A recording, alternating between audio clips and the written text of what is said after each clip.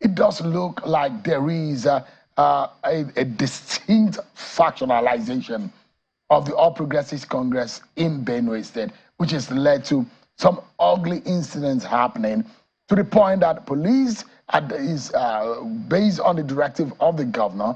There is a ban on any further political gathering, and this has escalated so badly. So it doesn't look like there is an end in sight in what has become an intra-party crisis rocking the APC in Benue. Says that today policemen shot tear gas to the anti-Austin Agada faction, who are one of those who are opposed to the position of Governor Alia in the state. There are those who believe that Governor Alia has a faction that is loyal to him, which is the Omakolo faction, claiming loyalty to Governor Alia, and Mr. Agada has his own loyalty linked to Senator Akume. Basically, in Benue State, as we speak, there is a factionalization and is divided the APC members along these lines. Well, today on the streets of Makurdi, these are the kind of pictures that you will perhaps see following a letter written by the Chief of Staff to Governor Alia, conveying the governor's instruction to the Commissioner of Police, banning all political activities in the state indefinitely, allegedly prevalent insecurity occasioned by influx of herdsmen, according to them. The police authority in Benue State followed up the letter with a directive to the state chapter of the APC, led by Mr. Austin Agada faction, not to hold its planned state executive committee meeting with some key party officials. Despite all of this, the state chapter of the party, led by Mr. Agada, which is known to be loyal to the secretary to the government of the federation, went ahead to arrange for the meeting, and supporters of Governor Alia moved to the area to block the road leading to the party with inscriptions of "No Alia, No Benue Solidarity" chants. At about 3 p.m. today, the state chairman, Mr. Austin Agada, arrived in a tensed atmosphere, wading through the crowd towards the party secretariat when the anti-Agada supporters descended on him, prompting the police to shoot into the air and unleash tear gas on the crowd to disperse the rioting crowd. Normalcy, we understand, has since been restored. Let's get some insight into what has become a messy situation right there in the camp of the APC. I'm being joined by Mr. Tesokula, who is the Chief Press Secretary to the Governor of Benue State. He joins us virtually from Makurdi. Thank you so much, Mr. Kula, for joining us tonight on the program. It's my pleasure. You are welcome. Thank you. Yeah, I'm hoping that Dan Hohuma will be joining us, who is also the Publicity Secretary, perhaps also lawyer to the Agada side of the divide. Give us an understanding, because there are those who have criticized your principle about the manner in which things are being handled in the APC. Why is your principle at loggerheads with the secretary to the government of the federation? A political standoff between supporters of your principal, the governor, and supporters of the secretary to the government of the federation. There are those who believe that this is not going too well and it doesn't augur well for the people of the state. Thank you, my brother. Thank you so much. I want to state this very clearly that whoever want to criticize Reverend Father Hyacinth Alia, the governor of Benue State, is entitled to his or her opinion about the development, the political development as it affects the APC family in Benue State. Like I said the other time, even within the family, there are always squabbles and misunderstanding. It is the ability of that family to resolve such misunderstanding and forge ahead that makes it a united family that anybody can boast of. In Benue State, first of all, you have a governor, you have a state house of assembly that is working with the governor. You have the judiciary. You only have 3 arms of government recognized. That notwithstanding, you still have what you call the party structure which is the vehicle that drives anyone to power. And the structure is not just limited to the state officials of a party, but also other notable individuals. Thereafter,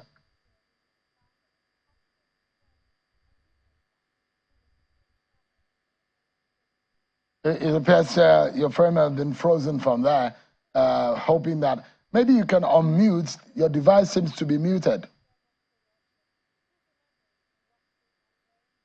I don't unmute this. Unmute. Hello? Hello? Yeah, I can hear you now. Please go ahead. You were muted at some point. It's okay, thank you. Now, Hyacinth Alia came into power, and by virtue of the constitution of our party, the APC, he is the leader of the party in the state.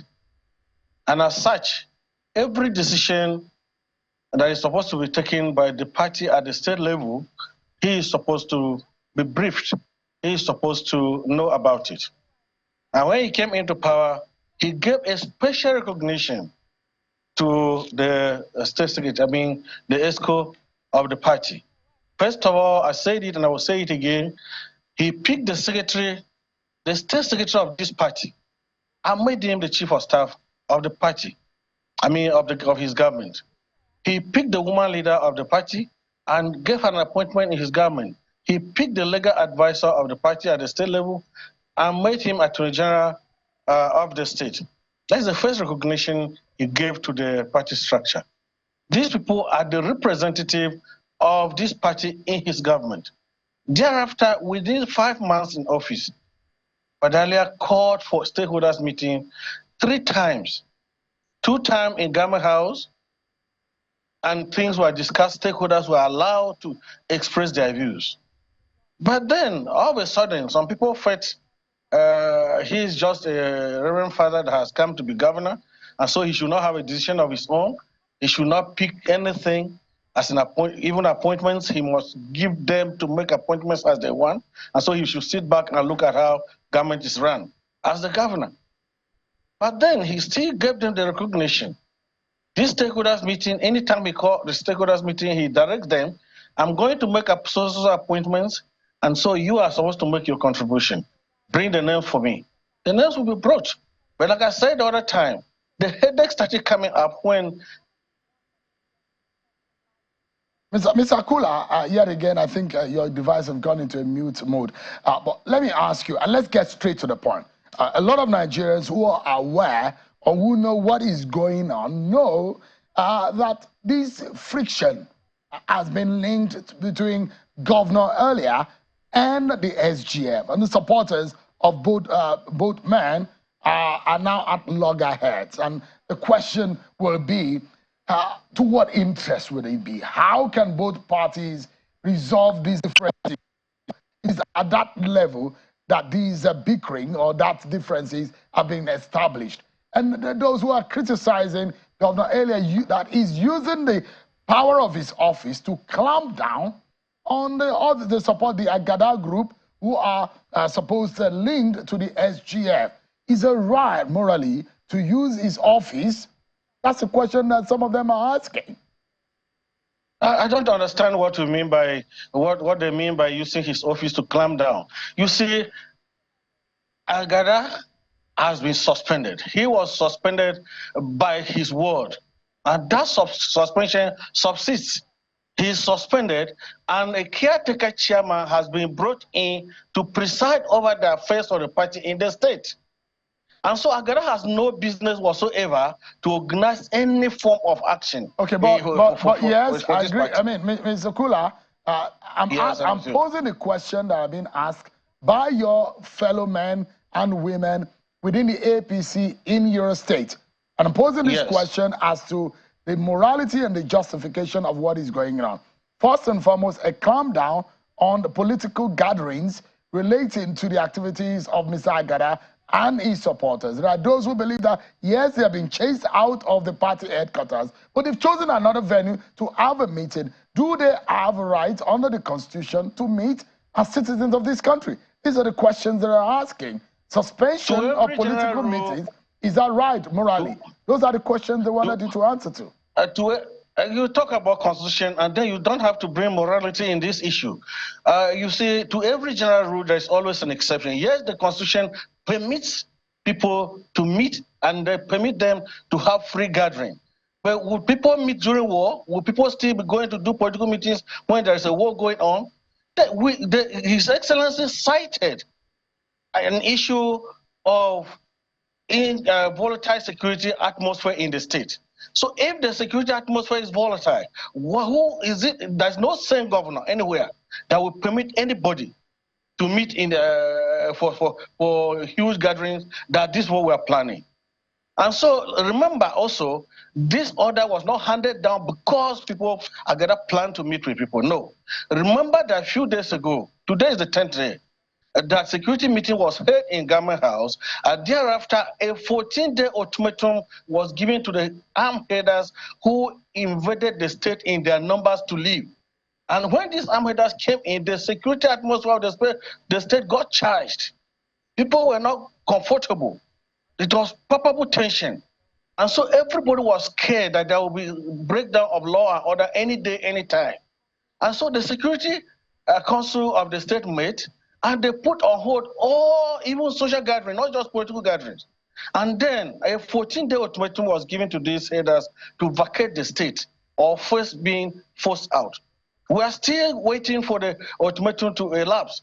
And then people went around, organized them. Why must you organize a meeting at the time we are struggling with the security situation of the state? Why organize at this time? When you talk about morality, why is the morality for somebody who is much, much aware that he's no longer in charge of the party. Two, there's a security situation that's been battled with, and then you decide to organize a huge function, a political function, for that matter, in the state capital. Some of this, Mr. Kula, just for a moment, does the governor feel threatened that the political structure of the party in the state is slipping out of his hands? Slipping out of his hand, I don't understand, because why would the governor be threatened in the first instance? He is firmly in control as the leader of the party, and he can only direct the party to do the right thing, and that is exactly what he is doing. Somebody was sacked, but suspended by his people. The governor was informed. He upheld that because it is the people that even voted him to be governor that he rose to become the leader of the party. So if the same people will suspend somebody and he will refuse to oblige them the right to enforce that. But you know that all of this suspension from the word is politically backed. We know that when all of these things happen politically in this country. Are you saying the people at the world are morons? You think they don't have their conscience, that when they get angry, when they are not happy, when they see that something has been breached? And let me give you an example. Listen, these people are from Obadibo local government. That is a place where somebody, Dan Onje, who was running for Senate, was cheated by this same chairman, according to the evidences he brought out with a petition that he submitted to everybody, including the office of the governor and the National Secretariat. And you think these people should not be angry? They should not. Don't you think they have conscience? So, Mr. Kula, just a moment, Mr. Kula. Oh, yeah? Yes. So the fundamental issue here is the well-being, the security, the prosperity of the people of Benue State. The fundamental reason why they voted your principal into office. This political bickering and wrangling in the party is a huge distraction to governance. The question is that deceive oneself or not, the fundamental problem politically that people have seen is that division between the SGF and young principal, the governor. Are the two men able to come to the table and resolve these issues? Are you able to tell Nigerians that? Kimberly, I will tell you something. What is happening in Benue is not happening for the first time. Remember, if we are talking about SGF having an issue with His Excellency, the governor of Benue State, the SGF was the governor of Benue State from 1999 to 2003. And then from there to 2007, and you know that. When he was there, what happened? And then after that, Gabriel Susam came into being the governor. He ruled for another 8 years. What happened? After that, Samuel Otom became governor. He ruled for another 8 years. These bickerings have always been there. Now, look at it and look it within. Who are the faces that are consistently, that are the recurrent decimal in this kind of crisis from 1999 to this level? So there's nothing Governor Alia would have done that you don't have seen what you are seeing today, because it has been planned. They have made it to be a culture for the state. And until that is uprooted, we will continue to witness this kind of thing. So you don't think that there is an end in sight to this crisis? Of course, there is an end in sight. You see, every political leader has his way of tackling things. Reverend Father Hyacinth Alia has come with a vision. He is focused quite okay, and he's ready to deliver the goods. As you can see, even with all these things, you hear the praises people were singing, is because people are very, very sensitive about Father Alia, because he has demystified governance in Benue completely. And so what is going to happen is the people will decide, at a point the people will decide who is their leader and who is delivering the goods for them. It will become obvious, and everybody will know where he or she belongs. And so there's end in sight. It's very simple. It's very simple, because the people are there who brought him into power, and the people are there to decide what they want him to do for them, and not for any other person. Remember, Alia was inaugurated and sworn in as governor, not with any other person. So if he fails, it is his name we'll be talking about. So you don't expect him to go to bed and sleep, while people deliberately cook and concoct issues to bring insecurity and all sort of distraction in the state. He is focused, and we are still moving. All right. Tessa Kula, who is the Chief Press Secretary to Governor Aide Alia of Benue, said, thank you so much, Tessa, for your time tonight. We were hoping that Dan Homun, who is the Publicity Secretary of the APC, who is said to also be on the other side of the divide, was supposed to join us, but for some reasons we are not able to hear from him tonight. But we've heard from this side. Hopefully we'll be able to hear from Dan and Agada's side next time. Thank you so much, Tessa, for your time tonight. You're welcome. Thank you so much. I appreciate it.